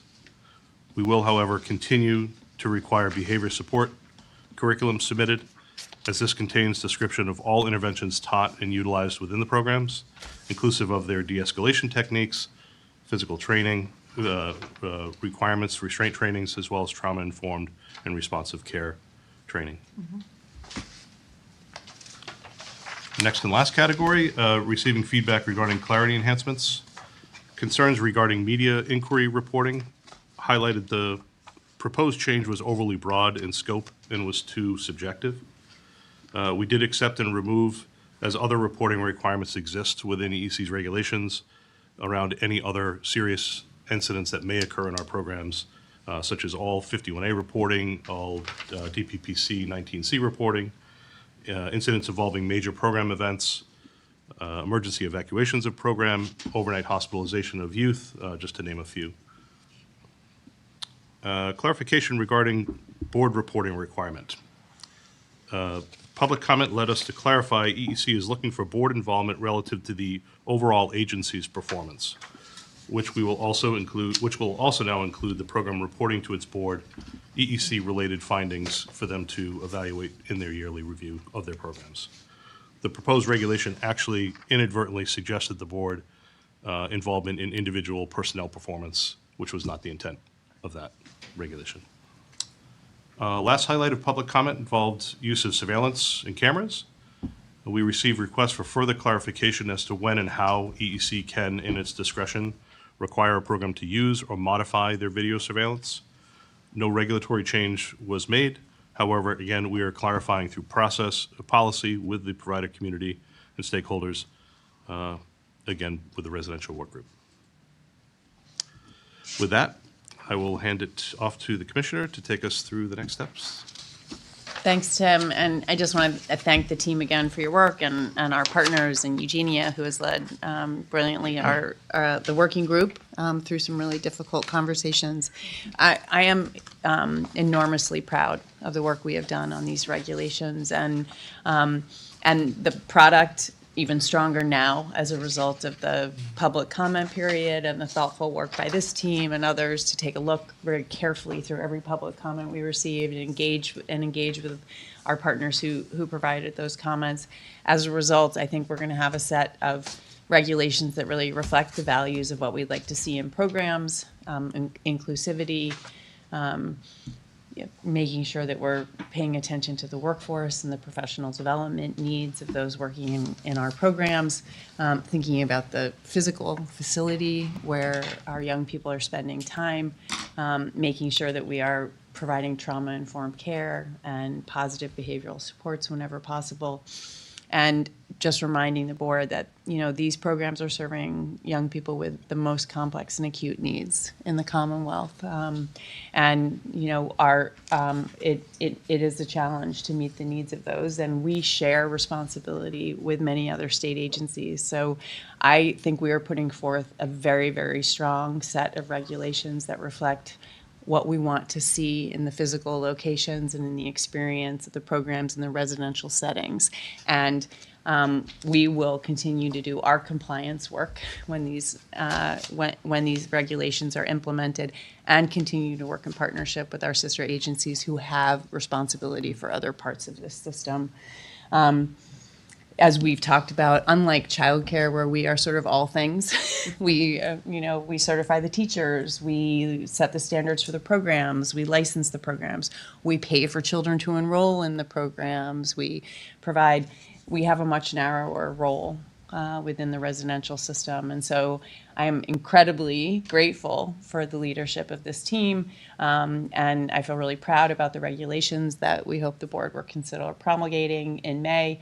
And I just want to remind the board and just recognize that it is one sort of part of the system, very incredibly important foundational aspect of sort of what we expect programs to do and to know and to how they engage. And so we will be finalizing the language over the next couple weeks so that we can get you a full redlined version for your consideration prior to the board meeting. We will be finalizing our training and implementation plan. The other thing that this team does so well and has for many, many years is partner directly with programs. You know, our approach to compliance is around supporting you to comply first. That is our goal. We set out a set of regulations that communicate what we want for children and young people who are being served. And then our first step is always to make sure, how do we support you to make sure you're in compliance with those regulations so that those services are being delivered and the capacity for these critical programs is retained. So we will be working, as we always have, through the implementation of the regulations directly in partnership with programs to be able to meet the new requirements of the regulations, and we look forward to sharing kind of our timeline for implementation with an effective date, again, to align with the DESE regulations that are going into effect on August 17th. So when you have a program that has a residential part of the day, that a school part of the day that's overseen by DESE, their new regulations are going to go into effect on August 17th. Those young people are going from the school day to the residents, and we wanted to make sure that there was continuity in the experience, so aligning the dates and timelines made sense.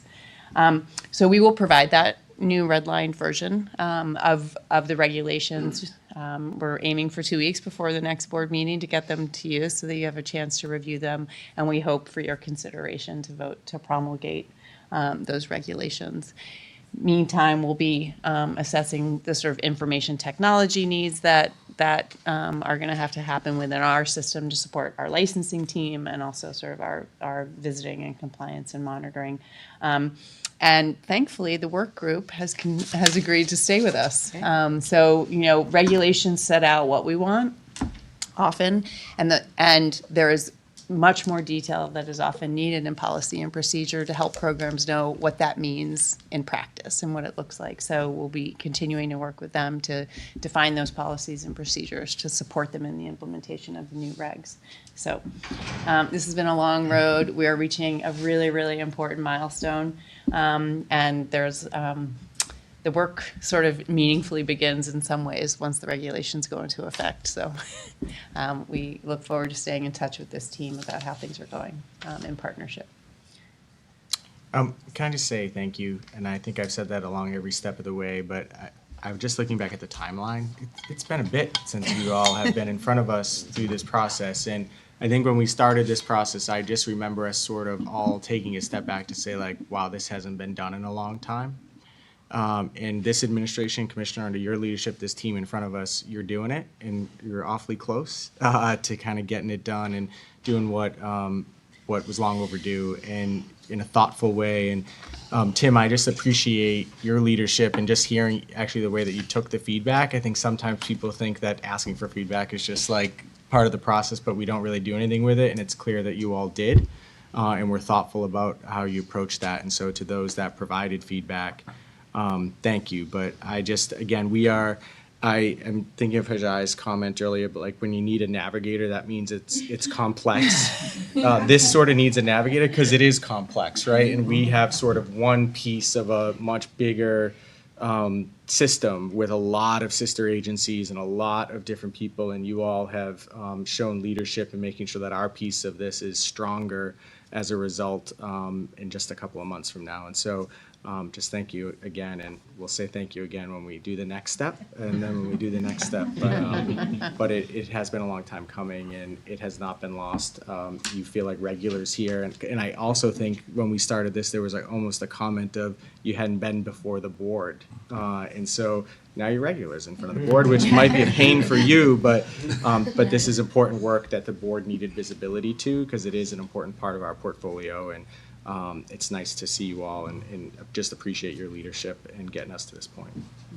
Any other questions? I have one comment. Great work.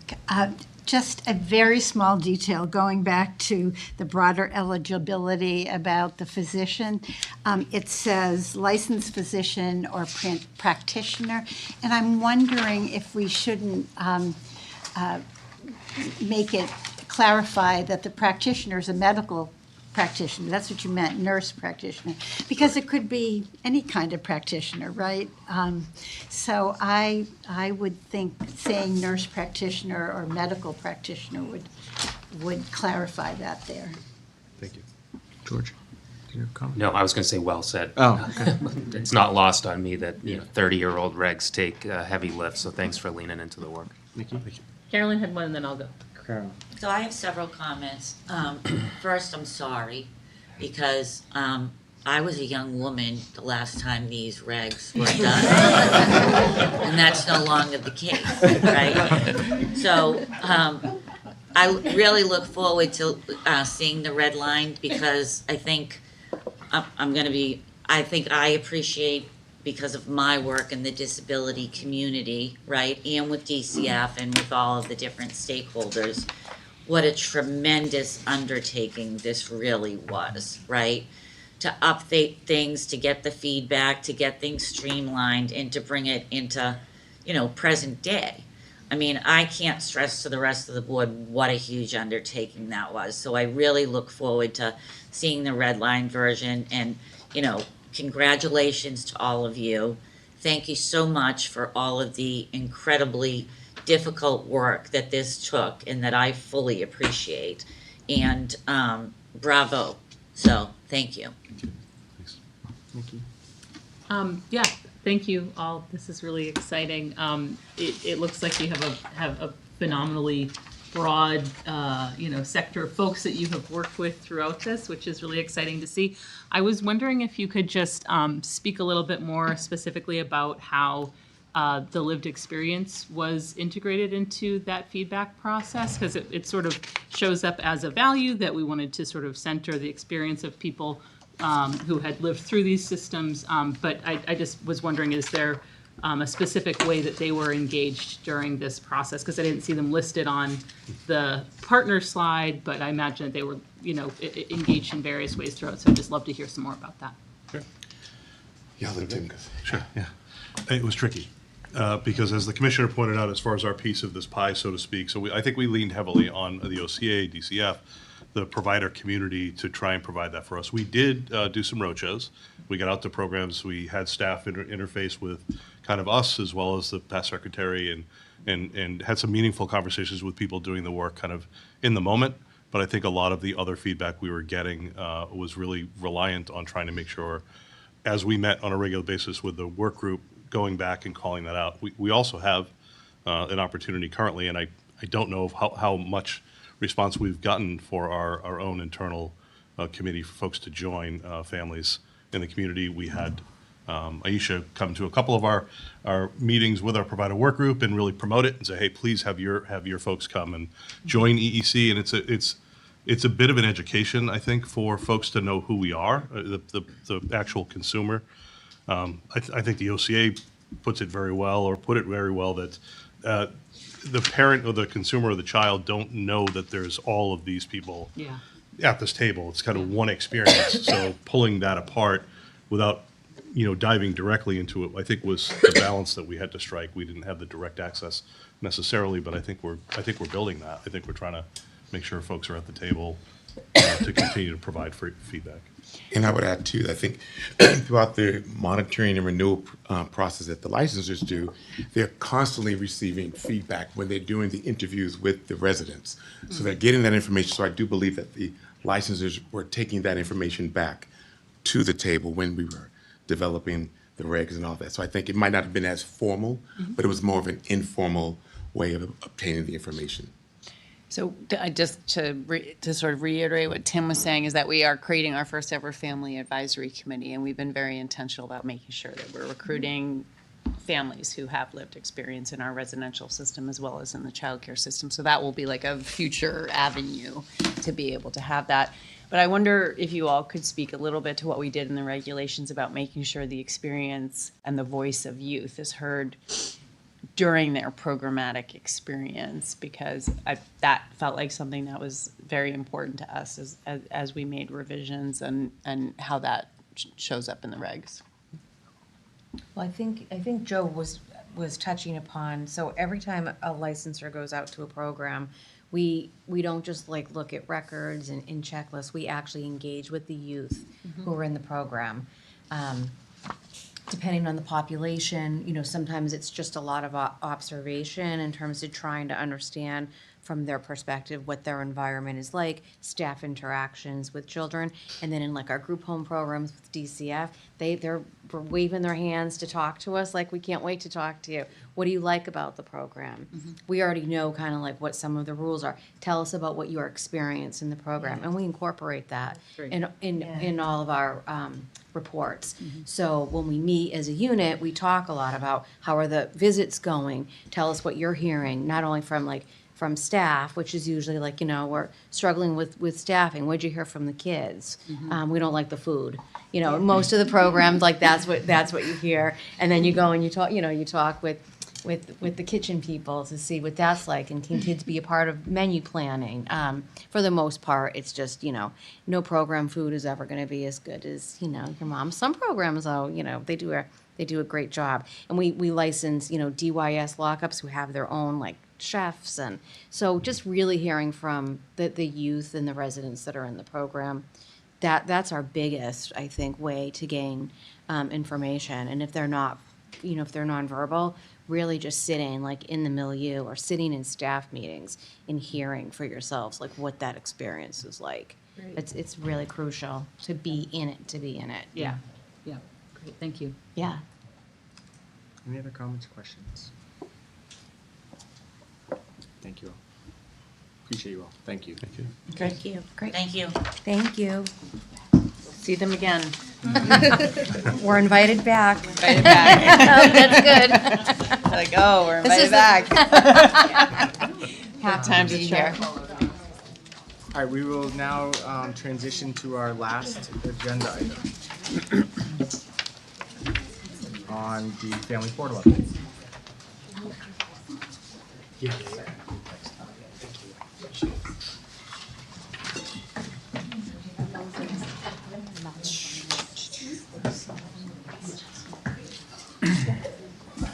Oh, come on, all up. Yes. Wait, we didn't know our vendors were going to be here, but they're here, so I'm kind of excited about that. I think we need 6. Yeah, we got. No, we're good. Oh, yeah. Get cozy. Yeah. Line up. Sorry. Yeah, good. We're good. Sit there. Yeah. Do you have enough room, Tyrese? No, we're good. It takes a lot of hands to get a new family portal launched. Yep.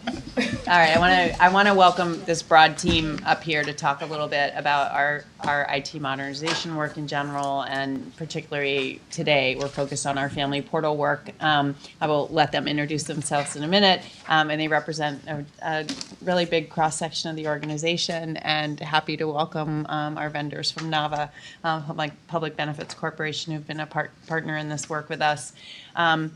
As you all know, we have been at the agency in pretty significant, modernization efforts across the agency, particularly around our information technology systems, and first and foremost in those that are family facing. It has been our goal from from very early on to make sure that we were providing a modern, dignified, respectful, efficient experience for families.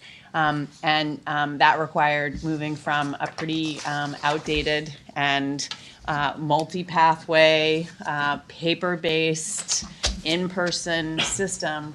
And we are about to hit our first big milestone in terms of changing, really truly changing the family experience for those who are receiving child care financial assistance. We have a long way to go, but this is a really important first milestone, and we prioritized it being family facing. So we'll get to the providers soon, we promise. But I'm really pleased to be able to turn it over to this team. I think we're going to hit our first big milestone before the board meets again, so we wanted to make sure to update all of you as well as our stakeholders before we launch. So, Tyrese, are we starting with you? Yeah, we'll start with me, and then we'll come back to me to kick us off. Tyrese Nicholas, Deputy Commissioner for Family Access and Engagement. Elise Tibbetts, Priority Access Manager. Kristen Berry, Family Experience Product Owner. Jessie Murray, Chief Product Officer. Amanda Sanchez, Designer Researcher.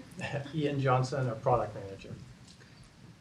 So I am happy to share. So I started at EC 3.5 years ago, and we were undergoing a complete overhaul of child care financial assistance. And as the commissioner said, we've been working in multiple systems, and we are finally going to be launching what we're calling our first phase of really modernizing our system. And I am beyond pleased to have worked with this entire team. And I just wanted to start by saying thank you first. So I wanted to thank the team. So Nava's the vendor that's been working with us. Jessie and Kristen. Jessie's been leading. She's our Chief Product Officer and has been leading the work with Kristen on the product side. And then Elise works within Child Care Financial Assistance. And her and Kristen have been leading the work, along with many, many other folks at NAVA and within EEC and within EOE as well. And so there are a lot of cooks in our kitchen, and everyone has had the main goal of really creating a unified, singular experience for families. And phase one of My Child Care in A is the name of the family portal that phase one will be launching in May. And so you're going to hear about it. But what I just want to highlight is that this is a focus on the family experience and the families in Massachusetts having an opportunity to be able to apply for child care financial assistance online like they do many other public benefit programs, and to be able to do that from their phones is a huge, huge step. I just want to say a huge, huge step in our work, and we're really excited about that. And then as we continue to do the work, we're going to be looking at shifting to our providers, which we call our family access administrators, as they're working with families as they're navigating through the system, from waitlist through to eligibility.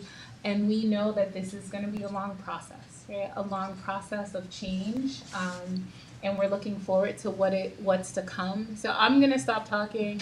I'm gonna turn it over to the team that's been leading the work, and they're gonna share with you what we're up to, what it's gonna look like, and what's next. I will just say Tyrese said it all. We will hand this over to Elise and Kristen for the majority of the presentation because they've really been in the weeds. But one of the things the only other thing I would highlight is that this has been an example of building up our product capability internally and learning how to work as an organization with a product team with that user-focused lens. And I think that the Family Access and Engagement team has been a perfect partner in that work, or, as perfect as any of us are. But we're excited to be on the cusp of launch. You'll get some more details momentarily to be able to bring a dignified, modernized, natively digital experience to our families in Massachusetts. And Kristen and Elise. Thank you. Okay, so as you all know, EEC is committed to modernizing its childcare financial assistance programs and IT systems for families, and we're doing that in a variety of ways. So one thing we're doing is we're making incremental improvements to business processes and technologies. And we're doing that by phasing out some of our old systems and developing new systems that really stay flexible and aligned to our policies and are giving us a source of truth for our waitlist data. We're also creating this model of centralized intake to move toward a more centralized statewide administration of intake and eligibility. And we're really doing that by creating a self-service experience for families so that they have a way to apply for and manage their waitlist application. We are also creating a new eligibility system by building a new statewide eligibility determination and having this concept of waitlist eligibility in order to make sure that we create a truer waitlist. We are reducing administrative burden, so we're focusing on what's easy and what fits into how people already perform their tasks. So we're really driving towards creating an intuitive system that's removing the need for outside tools as much as possible and is really streamlining case management and also the experience for families. And lastly, and maybe most importantly, we are engaging with collaborators. And we're doing this by having conversations, doing research, usability testing, training with families, providers, partners to really uplift their lived experiences and make sure that they are integral into the new product that we're creating. And we're going to continue engaging with our collaborators to help us prioritize what improvements to make to the system and how to deliver the most value. And I will just say, Amanda and Ian are in town doing a lot of that on-site collaboration and testing and conversations with our partners. All right. So what is My Childcare MA? So My Childcare MA is a new digital portal and case management system. So for phase one, it will replace the current KinderWait system we use now to manage our wait list as the front door. My Childcare MA will leverage the MyMassGov state services platform with a family interface and an administrator interface. And this is really the first step in getting EEC up to where many of our other health and human service platforms exist now. So many families will be familiar with accessing in this one single sign-on, and it mimics a lot of the same usability and kind of process flow. Families will use this self-service platform to apply for childcare financial assistance and join the wait list as they're waiting for funding.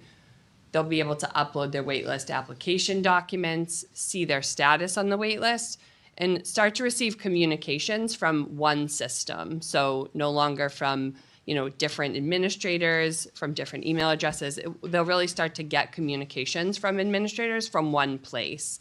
We're looking at leveraging email and text notification to ensure that families know that there's something that they might need to do in their portal. And they'll be able to read and respond to notices that administrators might be sending them. And really, we're looking to empower parents to be able to understand their benefit and for them to get better information about where they stand in their application process. In future phases, we look to have additional functionality around being able to make updates on their own and receive other information about when they're on the benefit and even managing their childcare financial assistance. For administrators, this is really where our partners will review and process waitlist applications, determine that likely CCFA eligibility. So as parents are now going to submit some foundational eligibility documents, it'll help us understand that someone is likely eligible for funding once it's available, and really clearing that pathway for them to become authorized more quickly now that they have documentation already there in their case. Providing families with status updates, ensuring that they can record touch points that they're working with families and sending those streamlined communications And this is also where funding offers will be issued from. So being able to look at the wait list, determine where eligible families are across the state, and match them with the openings for contracted seats and voucher funding when that is available. And really, EEC, expects to receive much better data and visibility into the process on how long it may take a family to perform different activities related to waitlist and for the Child Care Financial Assistance eligibility process, and really looking to position folks to start care. So as you all heard earlier, we are kind of rolling out this phased approach, and we're doing that so that we can deliver incremental value. And as we go, we could learn how to improve the system and continue to iterate and further develop the system and build on top of it and build value. So we have these two initial launch phases. So phase one, as Tyrese mentioned earlier, is really focused on the family experience and submitting that waitlist application and knowing what they need to do with their waitlist application and things like that. So that is early May when that will be launched. And then our next phase, which we're calling phase two, will be in summer 2026.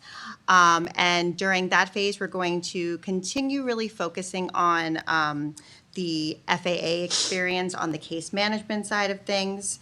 So ensuring that we're really just optimizing that experience, easing their administrative burden. We know that like data entry, double entry, that's something we hear a lot that they struggle with. So really just making sure that we make that experience for them as valuable as possible.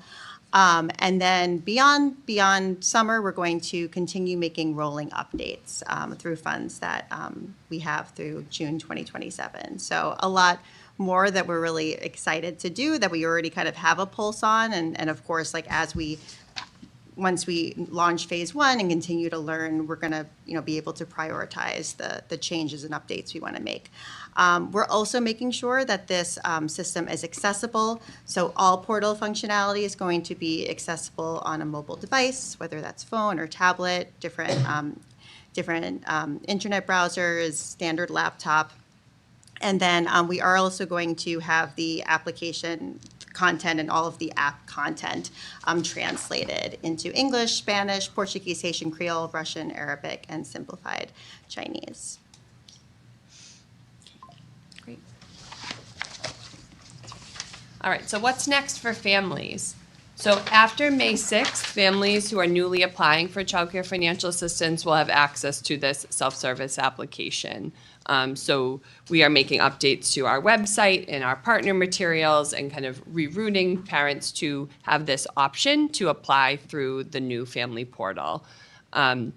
Administrators will still be positioned to support families who have technology challenges or don't have email, and really work with families' unique scenarios to ensure that they can receive the level of support that they need. So for families who are tech savvy, who are able to access it this way, giving them the option to do that on their own, while also ensuring that that's freeing up time for administrators to provide more one-to-one support for a family who might need it. Existing families will work with administrators to ensure that they can get access to the portal so that they can log into their case, see that their waitlist application is still pending and waiting for benefits, and over time they'll renew their waitlist eligibility. So we are communicating with families to ensure that they're aware of this change, that there isn't necessarily action they need to take aside from just accessing the new portal and making sure that their account's set up, and that they'll be communicated with around their waitlist application or any childcare funding offers in this way. And that will be going out through email and mail to prep families for what's happening. And then we're moving kind of all of this key information that they've already provided in the KinderWait system over into the family portal. So maintaining people's seniority on the wait list, maintaining their household information to ensure that families are still receiving care equitably based on the information that they've provided to us in the past. And families will log in using either their existing MyMassGov credentials if they already work with another partner agency that they use their account for, and is secure through the multi-factor authentication. Partners and families will also receive access to materials to ensure that support is available on how to create the MyMassGov account if they're a first-time user, and support around just ensuring that folks, can use their account and know where to go. And similar to what we're doing for families, we're also providing a lot of communication and access points for family access administrators as well as other partners. So we've created, with our partners on the communications team, a lot of different communications and outreach materials to notify state and external stakeholders of what is coming, what they can expect, what they can let families know to expect, and things like that. And of course, sharing all these communications with our family access administrators as well. And we've also been developing My Child Care MA Toolkit, so that includes website language that our partners can use to let families know where to go once we launch this new site. Flyers, talking points, et cetera. Change management has been really top of mind for us because we know that this is really impacting a lot of our partners and organizations within the Commonwealth. And similar to what families are going to be doing, FAs are going to log in with MyMassGov credentials and multi-factor authentication. In some situations, they might already have that account set up. And then we are going to be setting up their user access during phase 1. So we've already reached out to partners so that we know which staff to get set up in the system, and we're going to be supporting users as much as possible in registering for a MyMassGov business account as well. All right. So our training and support plan, kind of where we are right now. This system change in parallel with the CCFA policy and procedure changes that we're making are having us ensure that our CCFA waitlist policies and procedures are updated, as well as a consolidation of where we were with our interim policies. So we've been able to do some internal work on streamlining kind of all of the income eligible DTA and DCF policy guidance to bring it all up to where we are with the current policies in rolling out this new system. And we are starting training next week. So like Kristen said, this is really a big change management process. And so we're ensuring that we are providing support in multiple ways to kind of hit the needs of the fact that it's affecting both policy procedure, that it's a new system, and because it's brand new, we know there's going to be a lot of support needed, and we want to ensure that we're accessible to be able to be responsive to any changes. The system training will be delivered through modules that will be short and self-paced, so users can stop and pause and go back and watch, as well as an associated user manual that folks will be able to use to kind of see, where do I go in the system to do this or that as part of the new procedures.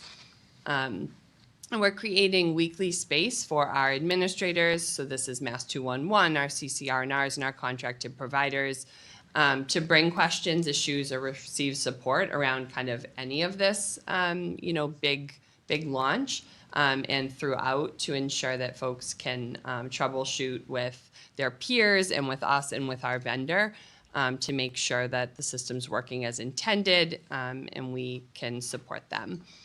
And we intend to use feedback to iterate on functionality and improvement. So as we kind of talked about throughout today, the family experience is, where families would be able to apply for the wait list. And then on the FAA side, we want to also ensure that that experience is smooth so that they can best support families once they get the waitlist application, once they're working with families. And so ensuring that we have the space to make quick improvements and move towards the next phase as we bring in more parts of the process. And I'll just add one thing that I don't think we've Oh, lifted yeah. it up enough, was that this is actually gonna bring us closer to an actual CCFA eligible wait list.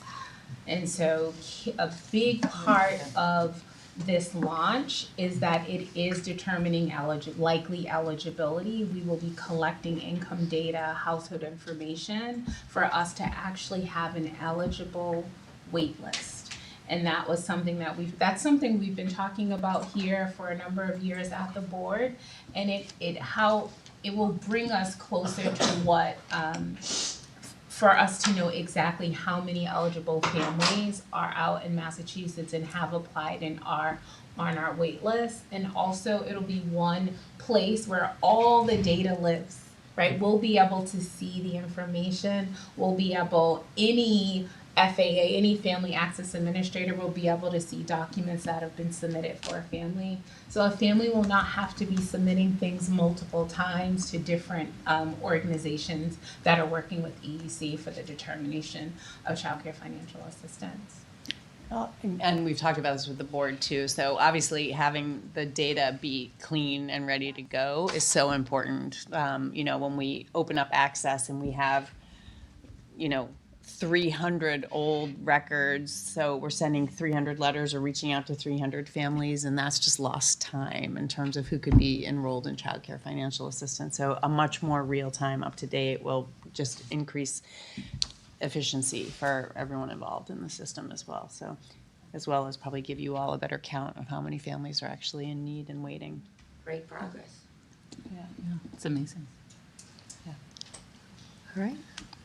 Exciting. I feel like the theme of today was modernization. The theme of every day at EC is modernization. Modernization. No, thank you. Yeah. Thank you all. I know this is another one that, I appreciate the consistent updates, and we're inching towards feel like live here, which is sort of interesting and will be a learning in and of itself, but I appreciate the leadership.